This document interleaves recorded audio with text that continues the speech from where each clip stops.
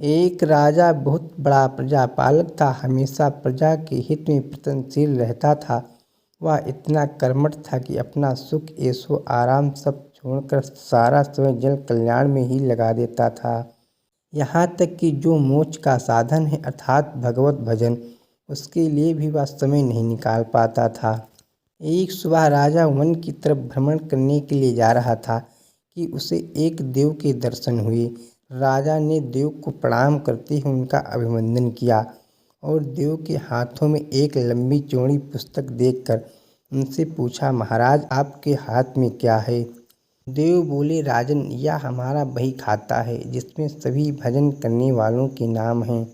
राजा ने निराशा युक्त भाव से कहा, कृपया देखिए तो इस किताब में कहीं मेरा नाम भी है या नहीं। देव महाराज किताब का एक एक पृष्ठ उलटने लगे, परंतु राजा का नाम कहीं भी नजर नहीं आया। राजा ने देव को चिंतित देखकर कहा, महाराज आप चिंतित न हो, आपके ढूंढने में कोई भी कमी नहीं है। वास्तव में ये मेरा दुर्भाग्य है कि मैं भजन कीर्तन के लिए समय नहीं निकाल पाता और इसलिए मेरा नाम यहाँ नहीं है।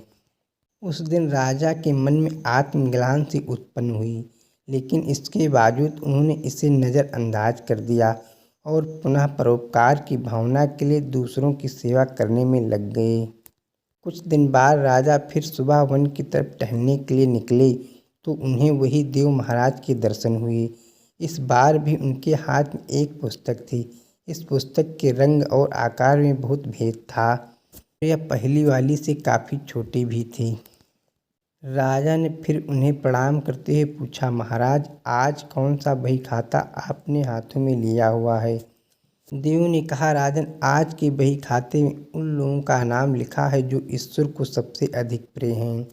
राजा ने कहा, कितने भाग्यशाली होंगे वे लोग, निश्चित ही वे दिन रात भगवत भजन में लीन रहते होंगे। क्या इस पुस्तक में कोई मेरे राज्य का भी नागरिक है? देव महाराज ने बही खाता खोला और ये क्या, पहले पन्ने पर पहला नाम राजा का ही था। राजा ने आश्चर्यचकित होकर पूछा, महाराज मेरा नाम इसमें कैसे लिखा हुआ है?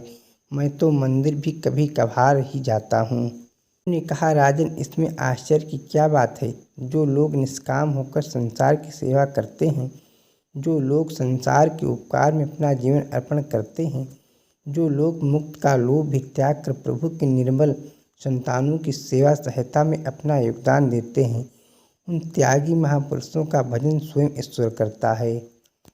राजन तू मत पछता कि तू पूजा पाठ नहीं करता, लोगों की सेवा कर, तू असल में भगवान की पूजा करता है। उपकार और निस्वार्थ लोक सेवा किसी भी उपासना से बढ़कर है। देव ने वेदों का उदाहरण लेते हुए कहा, विक्रमार्जितवेक्षणं समः एवं त्वापि अस्ति वा कर्म लिप्यते नरे। अर्थात कर्म करते हुए 100 वर्ष जीने की इच्छा करो तो कर्म बंधन में लिप्त हो जाओगे। राजन भगवान दीन दयालु है, उन्हें खुशामद नहीं भाती बल्कि आचरण भाता है। सच्ची भक्त तो यही है कि परोपकार करो, दीन दुखियों का हित साधन करो। अनाथ विधवा किसान व निर्धन आज अत्याचारियों से सताए जाते हैं, इनकी यथाशक्ति सहायता और सेवा करो और यही परम भक्ति है।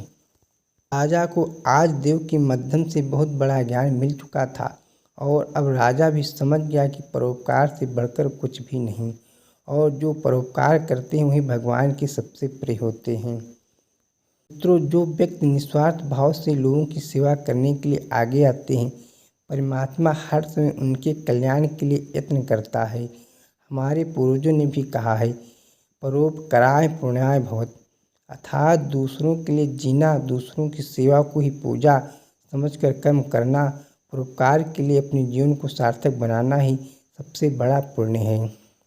और जब आप भी ऐसा करोगे तो स्वतः ही आप ईश्वर के प्रिय भक्तों में शामिल हो जाओगे।